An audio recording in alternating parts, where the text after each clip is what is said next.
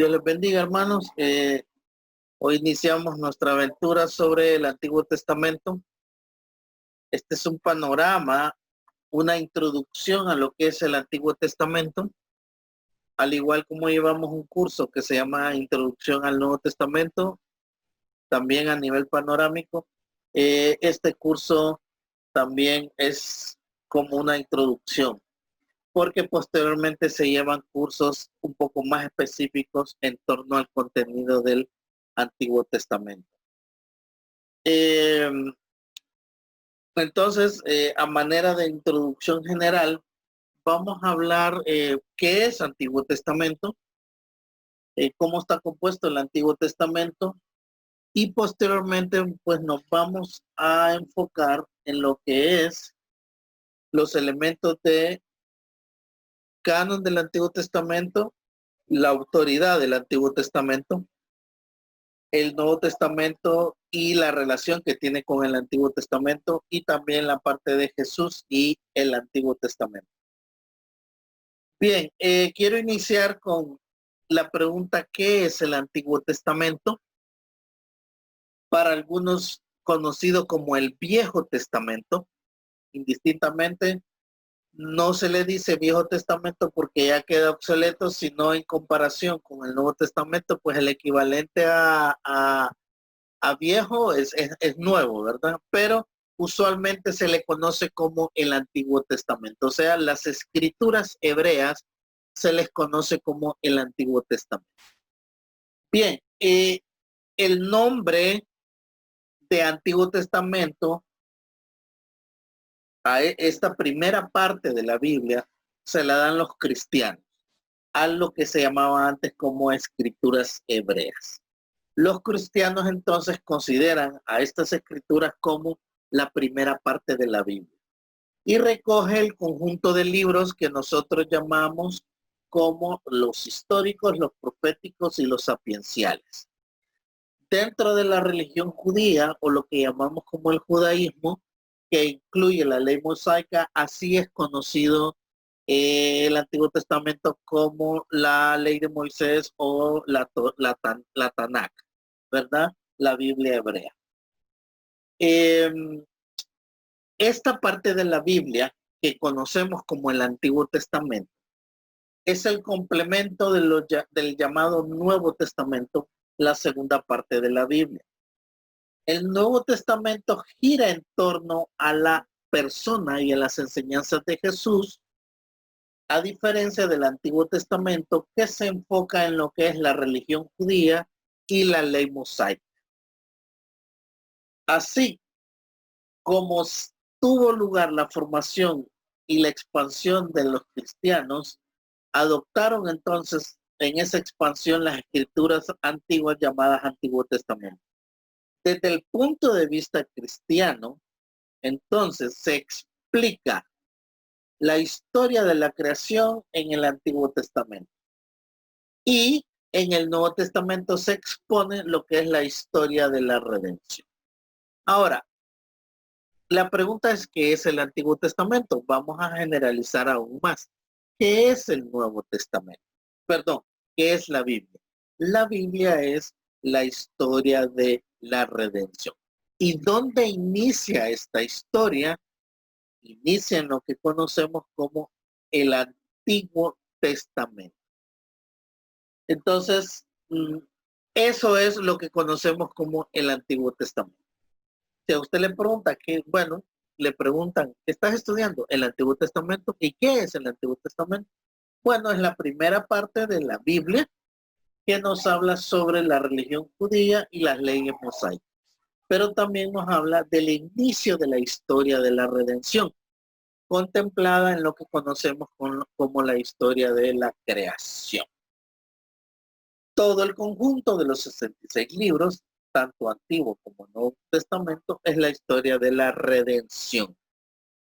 Eso es entonces la manera más simple de resumir qué es también el Antiguo Testamento.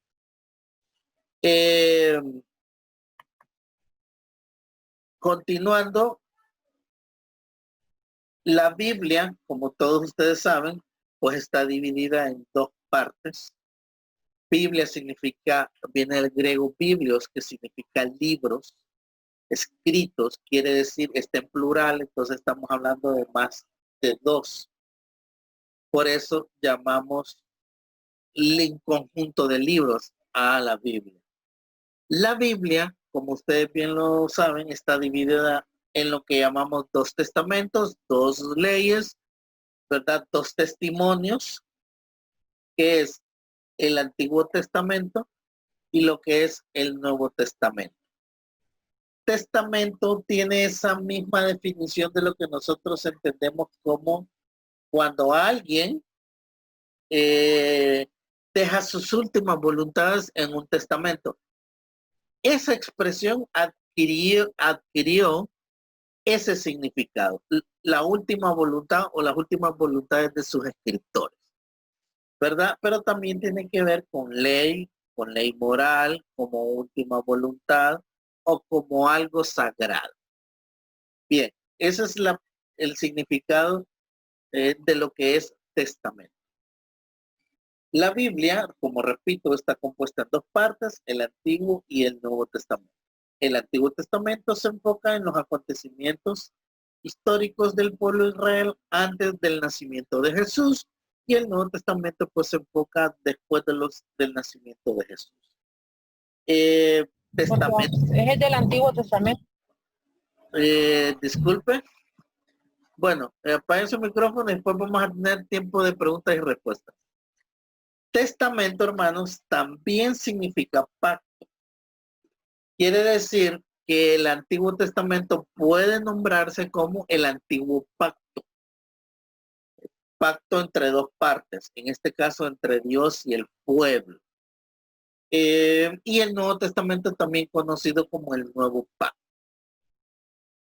El Antiguo Pacto relacionado con la ley mosaica y el Nuevo Pacto relacionado con la cruz o con Cristo. En nuestras Biblias protestantes o llamadas también versiones evangélicas, la Biblia, compuesta por dos testamentos, contiene 66 libros. Lo que conocemos como los 39 del Antiguo Testamento y los 27 del Nuevo Testamento. Al final forman 66 libros. La Biblia de versiones católicas tiene más libros porque ellos adjuntan al Antiguo Testamento 7 libros más, por eso tienen ellos 45 o 46 libros. Pero bueno, ese es otro tema que en otra clase se va a abordar. Estos 66 libros, forman un solo volumen llamada Biblia, como les dije, con un solo mensaje, y es el tema de la redención.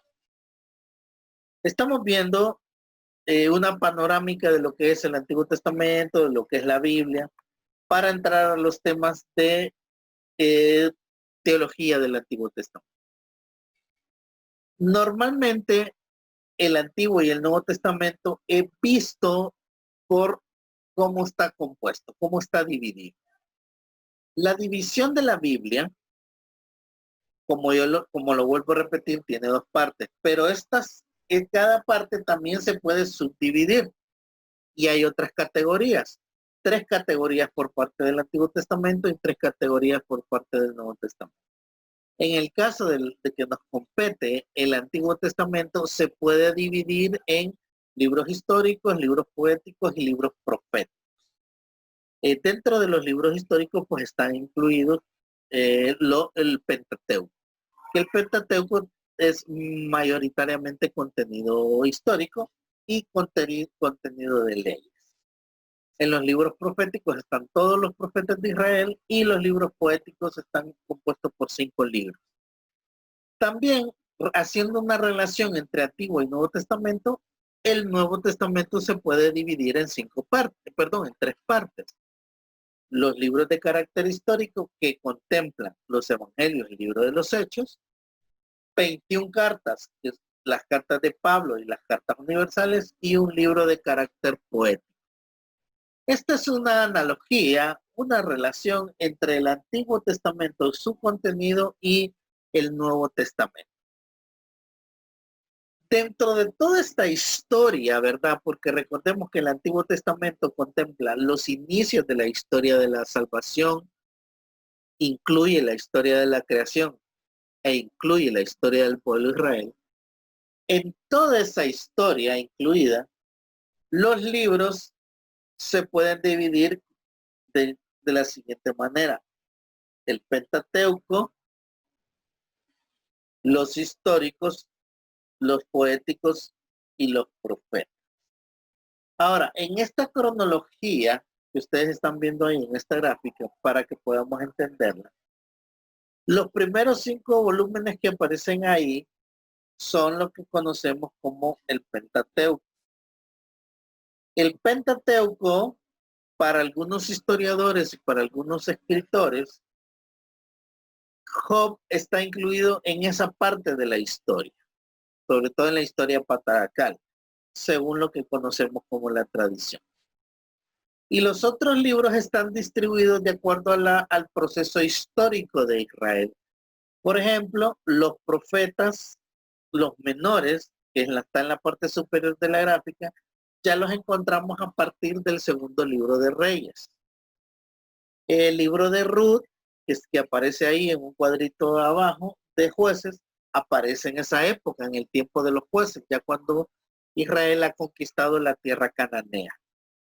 Los poéticos, que son Salmos, Proverbios, Cantares y Eclesiastés, el resto de los poéticos aparece con la monarquía hebrea, sobre todo cuando asciende al poder David.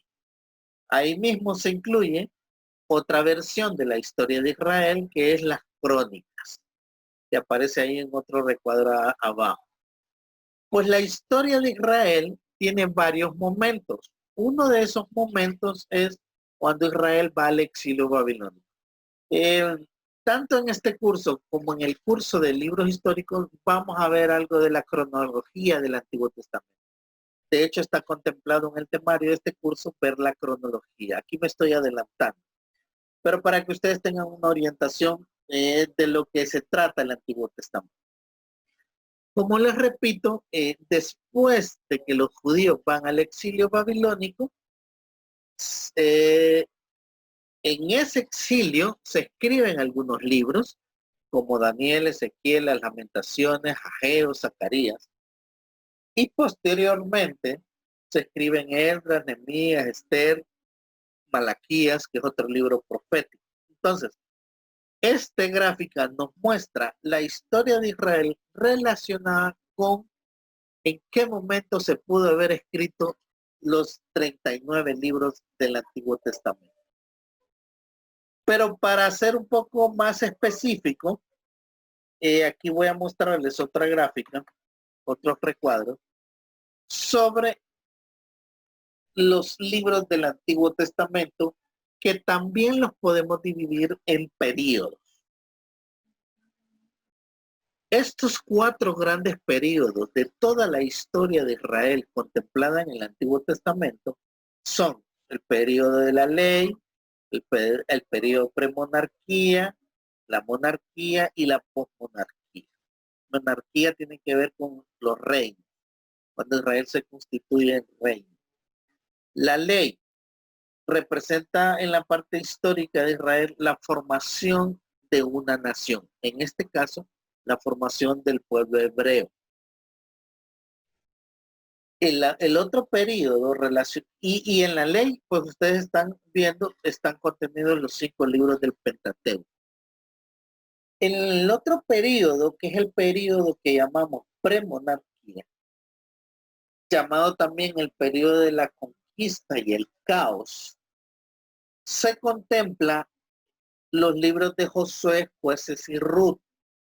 Cuando usted se acerca a estos libros y los lee, va a encontrar ese elemento de conquista y caos. De hecho, el libro de Jueces termina diciendo que cada quien hacía lo que bien le parecía. Josué incluye algunos elementos de eso. Ya Ruth es un libro un poco más novelístico, que cuenta y relata la historia de una pagana que se convierte al cristianismo, en este caso la moabita Ruth. El siguiente periodo de la historia de Israel en el Antiguo Testamento o la historia del Antiguo Testamento es el periodo que llamamos periodo monárquico o llamado también el periodo del Reino Unido y el Reino Dividido. Aquí contempla 6 libros aproximadamente históricos que va desde Samuel 1 hasta segundo de Crónicas. En estos libros está contenido todo lo que es ya el pueblo hebreo, pero como un reino, donde ya hay un rey, ya no está Dios directamente como rey, sino que hay una figura como rey. Y finalmente, el Antiguo Testamento contempla un cuarto periodo, que es el periodo post-monarquía, que es el periodo del exilio, pecado, exilio, pero restauración y salvación. ¿Dónde podemos encontrar esta historia? Pues en los libros que llamamos como Esther, Nehemías y Esdras. Bien, este es un panorama, grosso modo, del contenido y el recorrido histórico de Israel en todo el Antiguo Testamento. En clases posteriores, como repito e insisto, vamos a ampliar algunos elementos de esta periodización histórica. Para terminar esta parte introductoria, ¿verdad? Presentamos lo que es el mundo de la Biblia, que insisto, voy a volver a mostrar también algunos elementos geográficos. Pero toda esta historia de Israel, del pueblo hebreo, cuando usted se acerca al Antiguo Testamento y lee el Antiguo Testamento, pues usted va a encontrar nombres como Egipto, Canaán, Asiria, Arán, Siria, Babilonia, Asia Menor, Jerusalén, Susa, Nínive, el río Nilo, el mar Mediterráneo, Damasco, Mar Muerto, el desierto de Arabia, el Mar Rojo, todos estos nombres están relacionados con el Antiguo Testamento y posteriormente algunos con el Nuevo Testamento. Pues si usted se fija, todo eso que se dice Mesopotamia y Egipto, pues todo eso contempla geográficamente dónde ocurrieron los hechos descritos en el Antiguo Testamento. Como ustedes ya conocen la historia, pues el pueblo de Israel moraba en Egipto bajo el castigo y el yugo de los egipcios, es liberado por el pueblo, por el poder de Dios y hacen una travesía hasta Canaán, la tierra prometida. Posteriormente, otros imperios como Asiria, como Siria y Babilonia y Persia conquistan Israel. Todo eso se describe en el Antiguo Testamento. Bien, no sé si tienen alguna pregunta de lo que acabamos de ver. Como les repito, voy a abordar más adelante algunos elementos de lo que acabo de leer, pero solo para recordarles algunas cosas que ustedes ya conocen. ¿Iba a decir algo, hermana? ¿Quién quería participar? Sandra.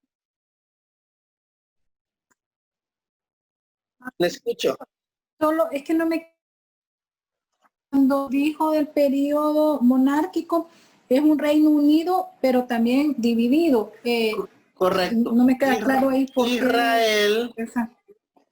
Sí, hermana, gracias. Israel, voy a volver a poner esa parte.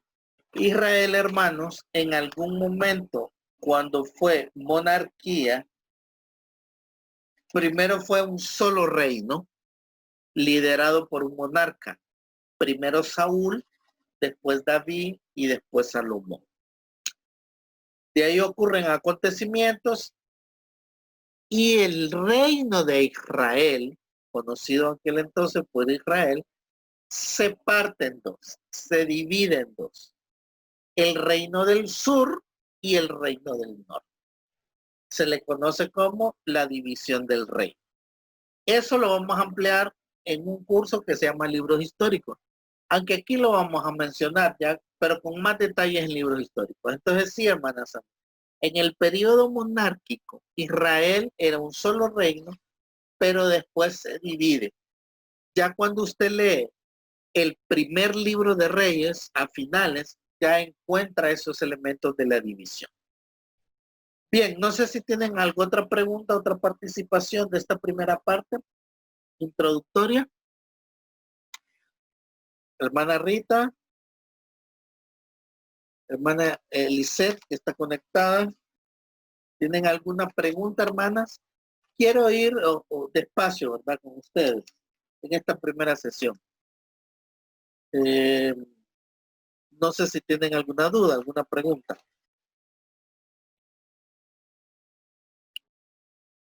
No. Hermana Rita, ¿no? No, yo no. Ok. Patricia. Ay, por ahora no. ¿Está claro? Está claro. Por ahora estamos bien. Gracias. Bien, bien. Lisette. No, está bien, gracias. Bien, bien. Ok, continúo entonces, hermanas. Hoy solo tengo hermanas, me faltaron los varones, pero bendito yo entre todas las mujeres. Bien, hermanos. Vamos a hablar en este momento de lo que es la autoridad del Antiguo Testamento. Voy a dejar ahorita a un lado lo que es el panorama del Antiguo Testamento, porque más adelante, como insisto, lo vamos a retomar. Y a partir de aquí ya entramos a lo que es la conceptualización, algunos elementos teológicos que hay que conocer sobre el Antiguo Testamento para seguir definiendo qué es el Antiguo Testamento. Entonces vamos a hablar de la autoridad del Antiguo Testamento. Bueno, en realidad la autoridad del Antiguo y Nuevo Testamento está en Dios, ¿verdad? Pero la misma Biblia atestigua sobre eso. Primero tenemos que decir que la Biblia, la misma historia le da su autoridad. La Biblia es el libro más leído en toda la historia de la humanidad.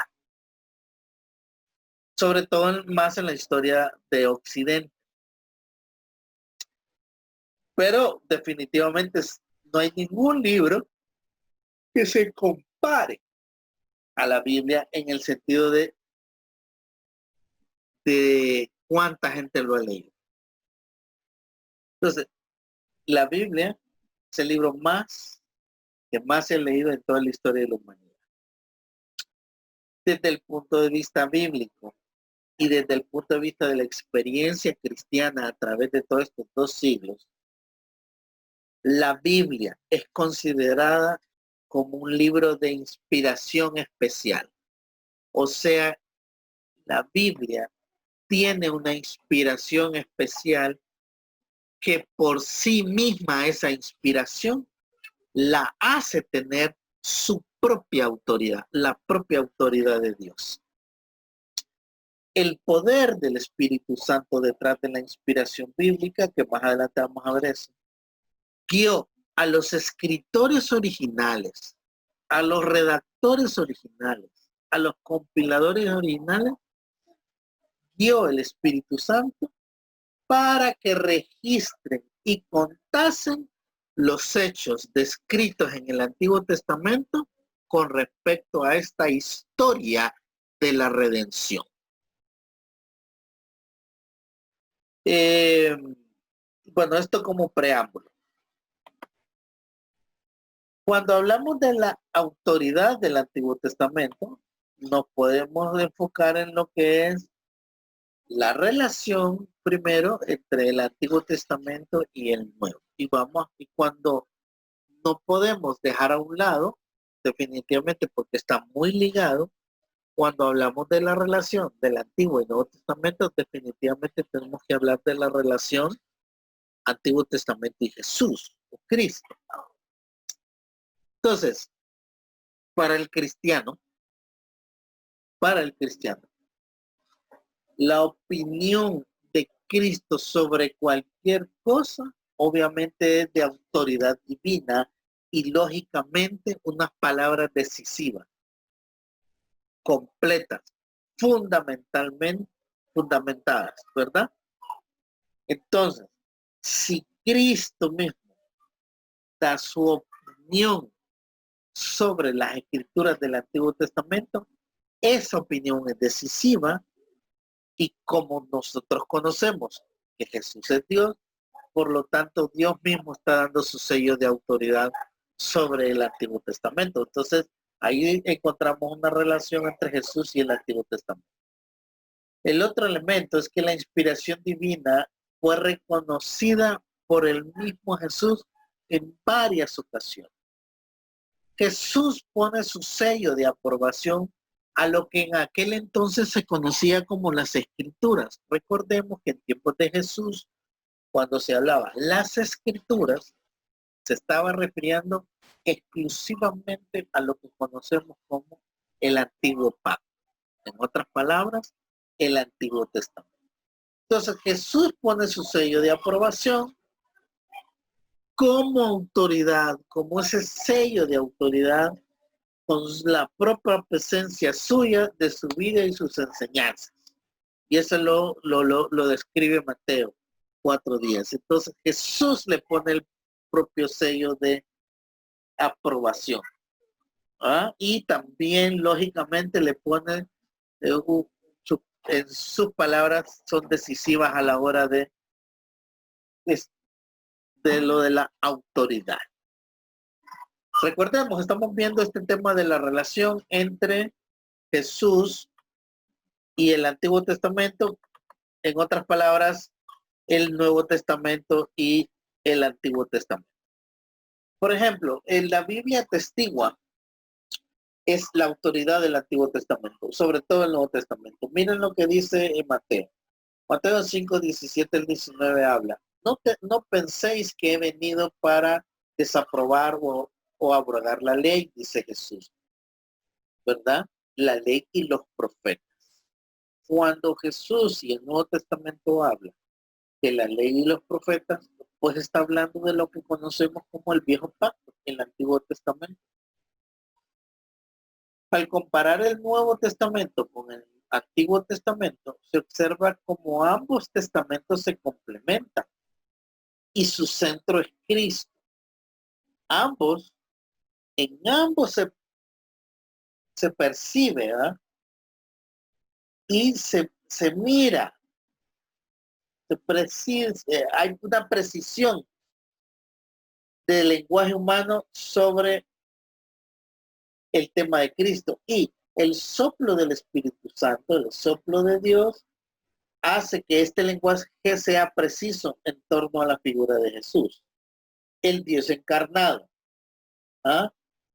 El Nuevo Testamento habla, oíste que fue dicho, no he venido para abrogar la ley, sino para cumplirla, dice Jesús. Entonces hay una estrecha relación entre Jesús y el Antiguo Testamento. A Moisés tenés, a los profetas. Le será dada señal a Jonás, dice, la abominación desoladora que habló el profeta Daniel. O sea, Jesús se está refiriendo a algunos pasajes del Antiguo Testamento que también dan a entender acerca de el advenimiento del Mesías o del Mesías. Entonces observamos una relación entre Jesús y el Antiguo Testamento, entre el Nuevo Testamento y el Antiguo, que nos ayudan a entender este tema de la autoridad. O sea, la autoridad de la Biblia, la autoridad del Antiguo Testamento está en sí misma. ¿Pero por qué está en sí misma? Porque es palabra de Dios. ¿Verdad? Continuando entonces, tenemos aquí, relacionando este tema de Jesús y las Escrituras, que estas alusiones a Jesús y el Antiguo Testamento demuestran la importancia que tenía para Jesús el Antiguo Testamento y el respeto que guardó Jesús por las palabras del Antiguo Testamento o las palabras de las Sagradas Escrituras para aquel entonces que era el Antiguo Testamento. Recordemos que en tiempos de Jesús no había el Nuevo Testamento, no existía. Ahora, pero hay otro personaje bien principal en torno a la historia del Nuevo Testamento, que es Pablo. Entonces, definitivamente tenemos que hacer la relación entre Pablo y el Antiguo Testamento. Así como lo acabamos de hacer entre Jesús y el Antiguo Testamento, pues hay que hacer la relación entre Pablo y el Antiguo Testamento. Primero hay que decir que Pablo cita textos del Antiguo Testamento. también cita palabras de Jesús registradas, por ejemplo, por Lucas, en relación al texto del Deuteronomio. Ustedes pueden leer Lucas 17, 1 Timoteo 5, 18.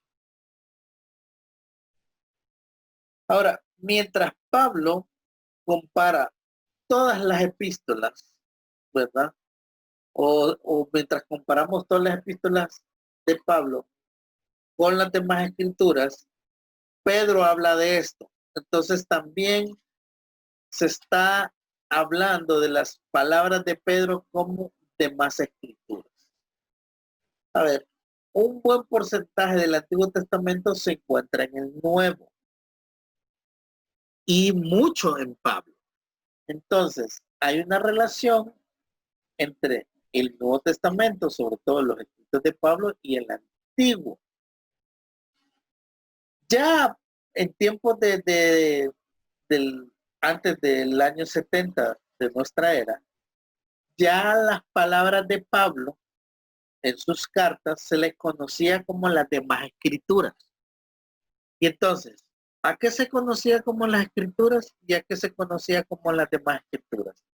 Bueno, para el primer siglo, las escrituras eran el Antiguo Testamento y las otras escrituras eran los dichos de Jesús y las cartas de Pablo. O sea que ya la misma historia y la misma congregación de los santos, o sea, los primeros cristianos, le están dando esta autoridad a lo que es el Antiguo Testamento y a los escritos de Pablo. Bien, dejando ese tema de la relación entre el Antiguo Testamento y el Nuevo, pues hablemos algo de la credibilidad bíblica. Cuando nosotros miramos la Biblia desde el punto de vista de un libro científico y desde el punto de vista de un libro de texto, ¿verdad? Entonces nos damos cuenta que, bueno, la Biblia dice cosas que hasta ella misma se contradice, o hay cosas que no son así. Es que cuando nosotros miramos la Biblia así, sin ojos de fe, entonces vamos a tener un problema. Recordemos que es un libro de carácter religioso. Pero la misma credibilidad bíblica está en sí misma. O sea, el testimonio. Y le voy a poner un ejemplo. A veces la gente no ocupa ver en usted qué tanto va a la iglesia, qué tanto diezma, qué tanto ora, qué tanto predica, qué tanto lee la palabra. A veces las personas solo ocupan ver su testimonio y dicen, quiero ser como ese cristiano. En su propio testimonio está su credibilidad.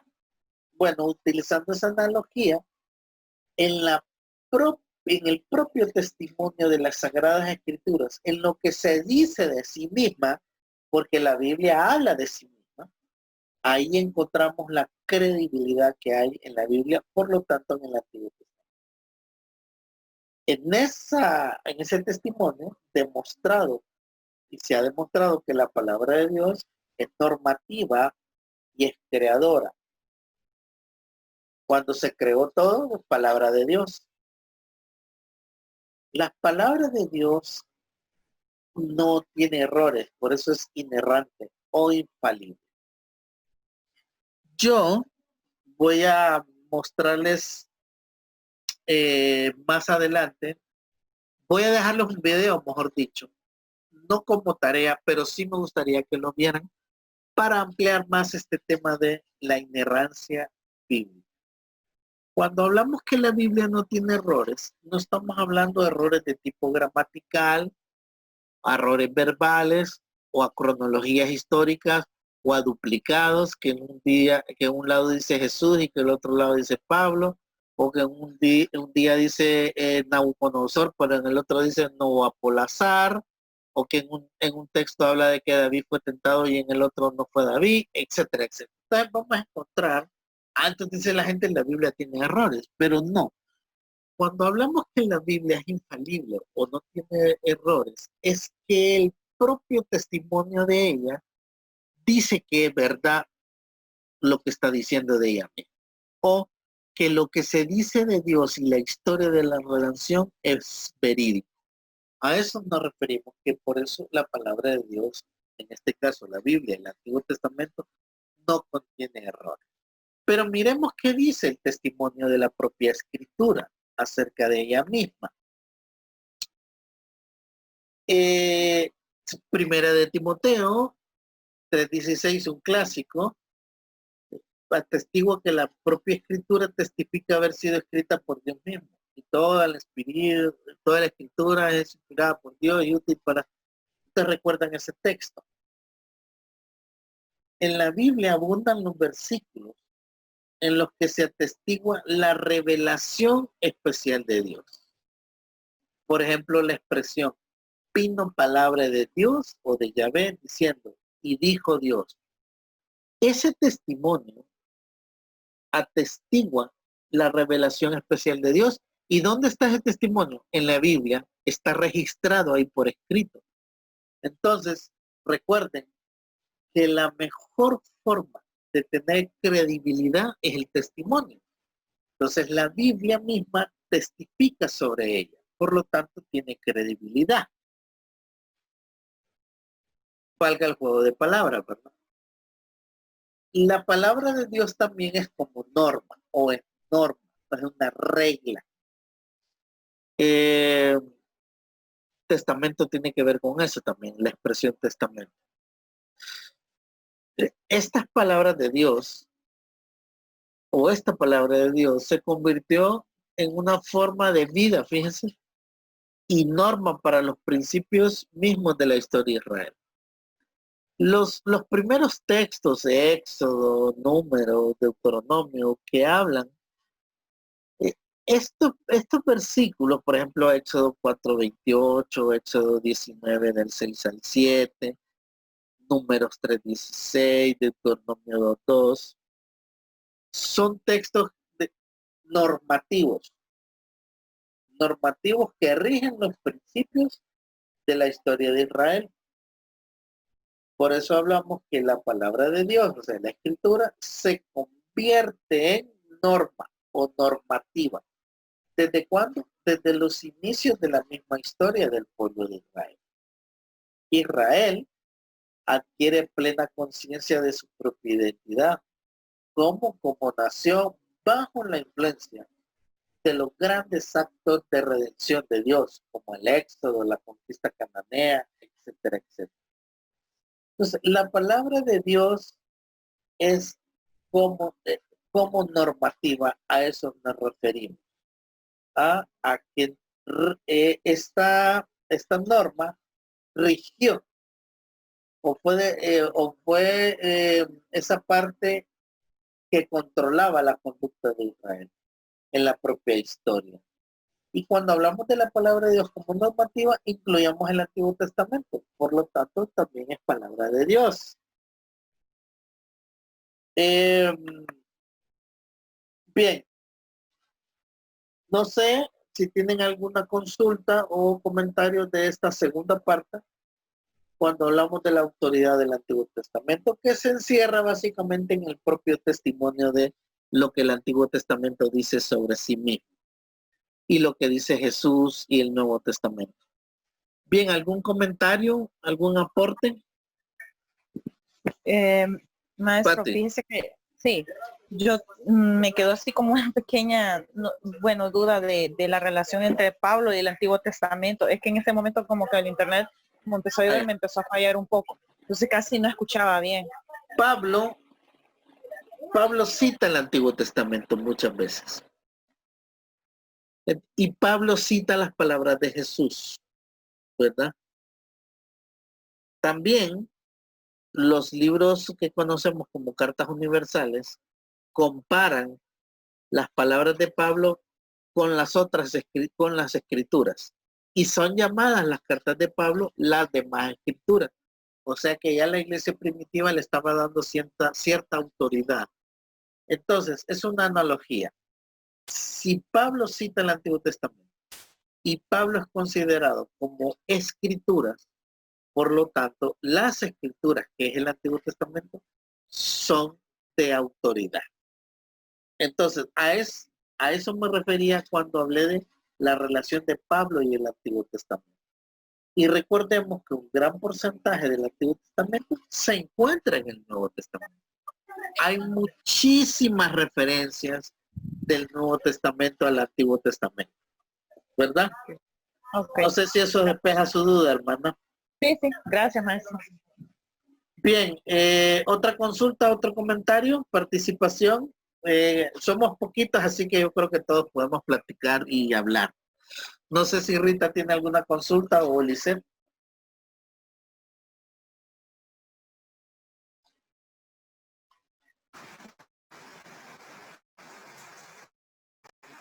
También está conectado Javier, le damos la bienvenida.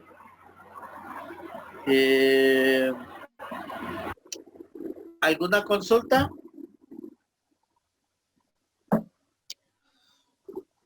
La primera parte de la lectura habla de esto. Yo creo que la tarea de esta semana habla de esto. No sé si Rita o Lisette tienen algún comentario.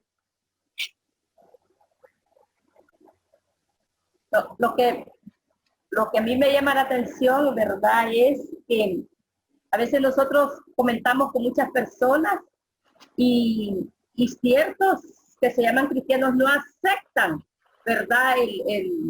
A Jesús, porque mire, yo he tenido experiencias, ¿verdad? Con muchas personas que no aceptan a Jesús en el Antiguo Testamento. Entonces, pero aquí cuando nosotros analizamos la palabra del Señor, nos podemos dar cuenta realmente que la presencia de Jesús es viva ahí en el Antiguo Testamento, ¿verdad?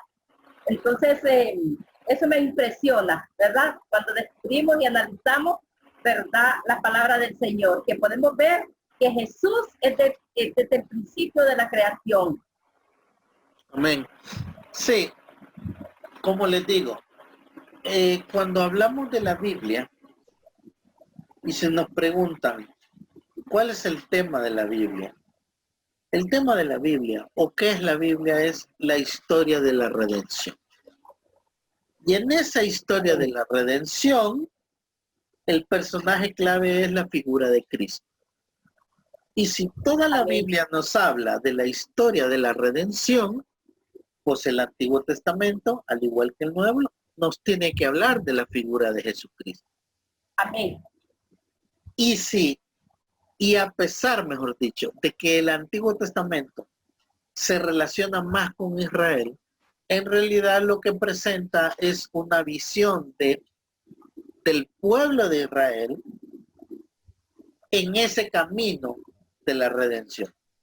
Entonces, no desvinculemos o no separemos a Cristo del Antiguo Testamento, ni de repente a todos esos pueblos que en algún momento creyeron en el Dios del Antiguo Testamento, que es el mismo Dios del Nuevo Testamento.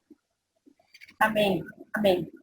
Bien, entonces, continuando, gracias hermanas por su participación. Vamos a hablar de revelación e inspiración, que es otro gran tema del Antiguo Testamento. Por lo menos estas primeras lecciones nos vamos a enfocar en ciertos conceptos que son necesarios para entender el Antiguo Testamento. De ahí vamos a hablar de los libros, del contenido, ¿verdad? Cosas que ustedes ya de repente conocen, ya han leído. Aquí el hermano Javier nos está saludando. Bendiciones, hermano, gracias. Nos va a escuchar, dice. Bien, pero si tiene alguna participación, en su momento, pues le vamos a dar un tiempo.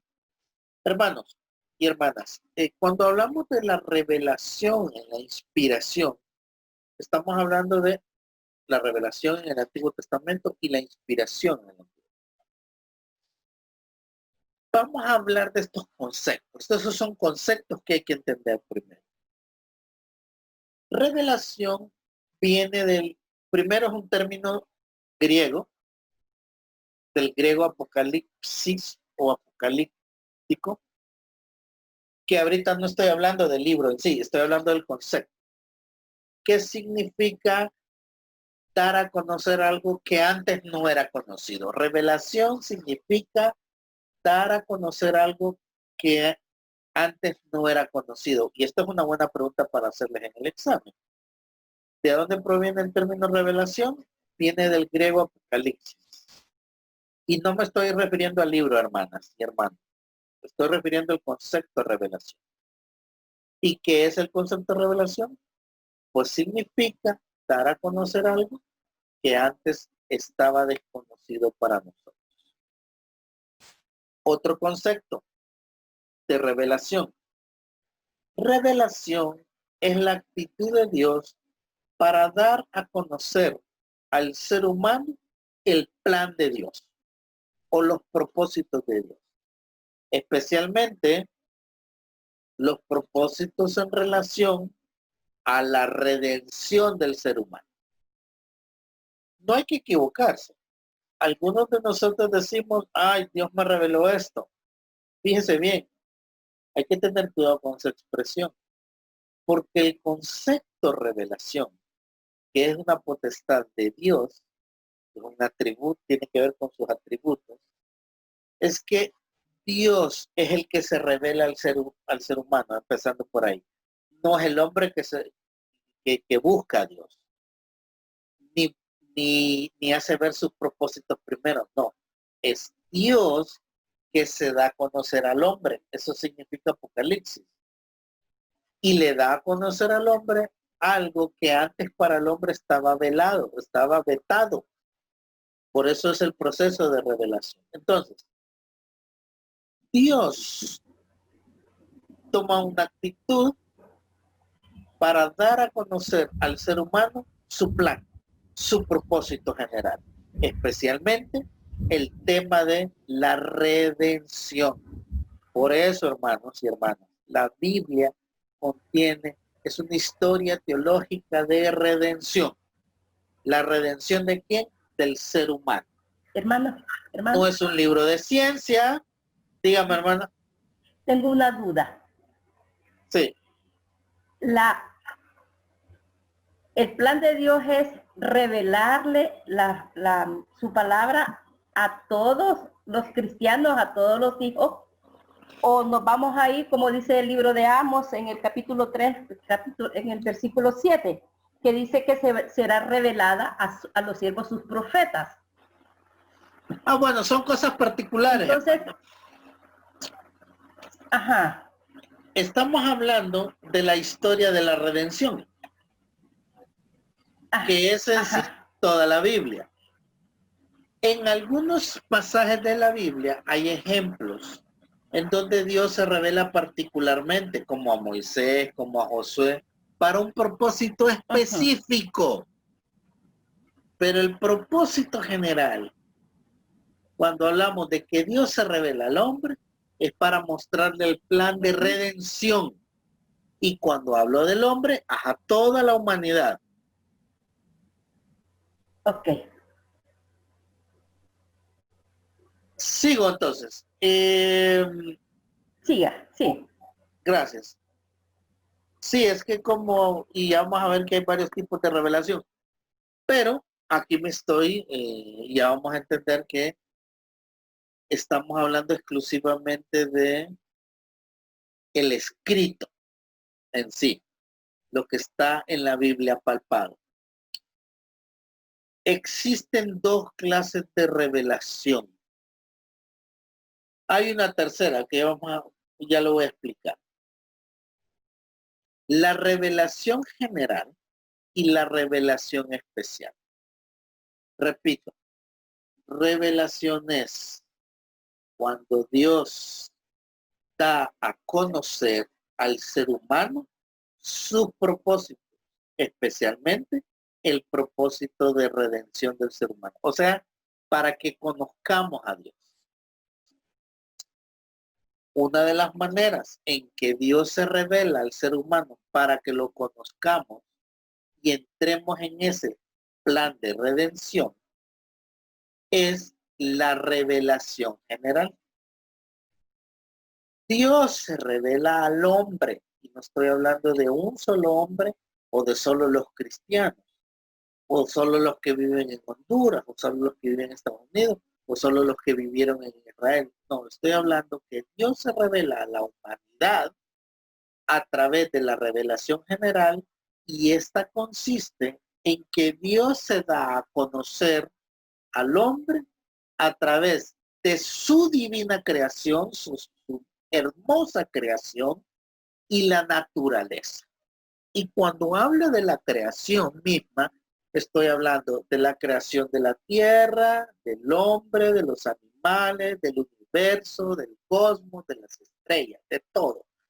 Dios se da a conocer al hombre, le revela, o sea que a veces pensamos que necesitamos que Dios nos salga ahí en la esquina, ¿verdad? Para conocerlo. No, con solo tener a vista propia todo lo que es la naturaleza y la creación, nosotros deberíamos de entender, porque también está en nuestra fe, en nuestro interior, en nuestro inconsciente, que Dios está dando a conocer, que Dios existe, que Dios es poderoso, maravilloso, un Dios creador. Pero también existe lo que conocemos como la revelación especial. Dios se le revela al hombre para mostrarle su plan de redención a través, primero, de lo que es la palabra escrita, lo que nosotros conocemos comúnmente como las Sagradas Escrituras, y en especialmente, y a esta se le conoce como la máxima revelación de Dios al hombre, a través de la figura de Jesucristo. Jesucristo, que es la palabra viva. Entonces, ¿cómo se revela Dios al hombre para mostrarle su propósito y su plan de redención? Primero, a través de la revelación general, que es la creación y la naturaleza, y después a través de las Sagradas Escrituras, que es la revelación especial, y la máxima revelación especial, que es la persona de Jesucristo, que es la palabra viva. Entonces, eso en relación a lo que es la revelación. Entonces, claro, no va a ser objeto de este curso estar estudiando la persona de Jesucristo, ni tampoco la naturaleza, sino el Antiguo Testamento. Pero como parte de la revelación está escrita en el Antiguo Testamento, entonces también entendemos que el Antiguo Testamento es palabra revelada. No estoy hablando de la iglesia, sino del título que lleva una congregación, sino estoy hablando del Antiguo Testamento. Bien, algunos presentan que hay un problemita ahí en esto de la revelación. Claro, es que cuando nosotros vemos directamente el Génesis, en donde se relata, digamos, con alguna exactitud cómo Dios creó todas las cosas, y nos cuentan sucesos extraordinarios como el diluvio o la confusión de lenguas, entonces miramos y nos preguntamos dónde el escritor del Génesis, en este caso dice la tradición que fue Moisés, ¿dónde estuvo si eso fue miles de años antes? Sin embargo, se puede realizar un relato con tal propiedad y sin titubeos que uno se pregunta, ¿cómo es posible tal cosa? ¿Cómo es posible que alguien que vivió miles de años después haya escrito cómo se creó todo y cómo se describen grandes eventos? Ese sería un problema básico de lo que es la revelación, ¿verdad? O es una pregunta que nos puede meter en un problema. Vean cómo suceden tales cosas. Ahora, estos acontecimientos de la creación, etcétera, fueron transmitidos de manera oral primero por generaciones y luego llegaron estas transmisiones orales, estos cuentos, estas pueden ser llamadas hasta leyendas, estas historias, algunos los llaman hasta mitos. Todo esto llamado tradición oral llegó de generación hasta que un hombre las plasmó por escrito, inspirado, llamado Moisés. Solo que en el caso específico hay que señalar que hay algunos elementos importantes que directamente tuvo que haber sido la inspiración divina para que este autor las pudo haber escrito sin error. Y cuando hablamos sin error, ya les dije, es que todo lo que se relaciona a Dios no puede ser un error. O todo lo que se dice de Dios es sin error. ¿Y qué se dice de Dios en los primeros capítulos de Génesis? Que Dios es un Dios creador, todopoderoso, dueño de todo, creador del hombre, de la naturaleza. También un juez, un castigador que castiga el mal, pero que ofrece una oportunidad que es la redención. Entonces, estamos hablando del problema básico de la revelación. Pero hablemos ahora de la credibilidad de la revelación.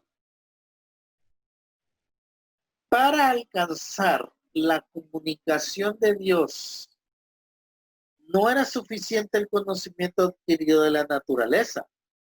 Si bien la naturaleza cuenta la grandeza de Dios, como lo dice Salmos, la naturaleza, por más expresiva que sea en cuanto a demostrar a un Dios poderoso, soberano, nunca ha sido suficiente para tener un conocimiento adecuado de Dios y de su voluntad. Es ahí entonces donde entra las Sagradas Escrituras. Ahora, por otro lado, solo la intervención divina misma puede guiarnos a su conocimiento. Insisto, solo Dios mismo es que nos muestra ese camino de revelación. No es que nosotros creamos un camino de revelación ni nada semejante. Dios mismo nos guía a grandes acontecimientos, a grandes verdades que se refieren o que hacen referencia a nuestra propia existencia. Estamos hablando en la credibilidad de la revelación. Dios mismo es el que se revela o se autorrevela a nosotros. ¿Qué dice el pasaje de Hebreos? Bien interesante. Hebreos 1 del 1 al 3. Acerca del conocimiento acerca de Dios, que debe ser un conocimiento que proceda de Dios, una autorrevelación. Por eso hablamos que Dios mismo se revela, una autorrevelación. Pero ¿por qué Dios mismo se revela? ¿Él necesita autorrevelarse? No, es para nosotros. Y dice el texto, Dios, este es el mismo testimonio de la Escritura, Dios, habiendo hablado de muchas veces, de muchas maneras, en muchos tiempos, a los padres por los profetas, o sea, de generación en generación, en los postreros días, dice, nos ha hablado a través del Hijo, se nos ha revelado a través del Hijo, a quien Dios mismo constituyó heredero de todo y por quien es así mismo hizo el universo. Está hablando que por a través del Hijo hizo el universo. Versículo 3, el cual siendo el resplandor de su gloria, de la gloria de Dios y la imagen misma de la sustancia de Dios. O sea, lo que está diciendo Dios mismo, Jesús, y quien se sustenta todas las cosas por la palabra de su poder, habiendo efectuado la purificación de nuestros pecados por medio de sí mismo, se sentó a la diestra de su majestad en las alturas. Y ahí está hablando de el Cristo como medio para llegar al Padre. Pero lo importante aquí es cómo Dios se autorrevela en el tiempo, en las generaciones y a través de su Hijo. ¿Para qué? Para que lo conozcamos. ¿Dónde está atestiguado esto? Pues en las Sagradas Escrituras. Las Sagradas Escrituras. Antes de Cristo, la revelación en gran parte preparatoria era el anuncio y la promesa del Mesías. En Cristo, la revelación es el mensaje del cumplimiento de la persona, de la promesa, perdón. En Cristo se cumple la promesa. La revelación es el mensaje de ese cumplimiento.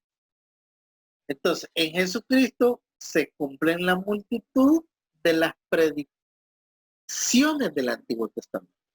Casi todo lo que es predictivo en el Antiguo Testamento, hermanos, y esto no es adivinación, sino predictivo, está relacionado con Jesús. Todas las líneas del Antiguo Testamento convergen y se encuentran en Jesucristo. ¿Quién es Jesucristo? El máximo y sumo sacerdote y el gran rey cuyo imperio perdurará por siempre. Entonces, la misma escritura atestigua sobre la autoridad, atestigua sobre Jesucristo como revelación de Dios y atestigua que ya en el Antiguo Testamento, esta máxima revelación que se llama Jesucristo ha sido preparatoria, preparada y predictiva en el Antiguo Testamento. Quiero terminar con este concepto, ¿verdad? Y es el concepto inspiración. Para la otra semana, pues ver teorías sobre la inspiración. Pero para no darles tanta información, pues vamos a hablar del concepto de inspiración. El concepto de inspiración tiene que ver con la influencia directa que tuvo el Espíritu Santo para que los escritores santos, llamados agiógrafos, escribieran las Sagradas Escrituras sin error. Ya les dije que la inerrancia o sin error es todo lo que se dice acerca de Dios y su plan de redención no tiene errores. Entonces el Espíritu Santo trabajó en estos escritores santos que escribieron sin error. Eso es inspiración, la inspiración divina. A veces la inspiración es mal usada hoy en día. Decimos, Dios dame inspiración. En el concepto teológico de inspiración, esto es exclusivo para las personas y los autores santos que escribieron la tradición oral en tradición escrita. Cuando se habla de inspiración, entonces, hermanos, se refiere estrictamente a los escritores bíblicos, a los que escribieron. Esta influencia directa fue del Espíritu Santo de Dios, que influyó también para la tradición oral, mientras se iba transmitiendo de padre a hijo por generaciones, por personas, y se escribiera de manera que el ser humano pudiera entenderlo. Entonces, el proceso de inspiración no solo fue cuando una persona empezó a escribir, sino el proceso de inspiración arranca desde el mismo punto de que ocurre el hecho, el motivo o la circunstancia, y se va transmitiendo lo que Dios hizo a través de la historia, de generación en generación. Los hebreos en Egipto siempre recordaban a sus patriarcas y decían, mi padre Abraham, mi padre Isaac, mi padre Jacob, mi padre Isaac. Hacían memoria de lo que Dios había hecho en ellos y eso se fue plasmando por escrito, pero esa memoria histórica tiene que ver con inspiración divina y posteriormente Dios utilizó a hombres y a mujeres, por qué no decirlo, para que escribieran ¿qué? La palabra revelada. Bien, yo como les dije no quiero aturdirlos con tanto concepto, con tanta idea y por hoy lo vamos a dejar aquí, ¿verdad?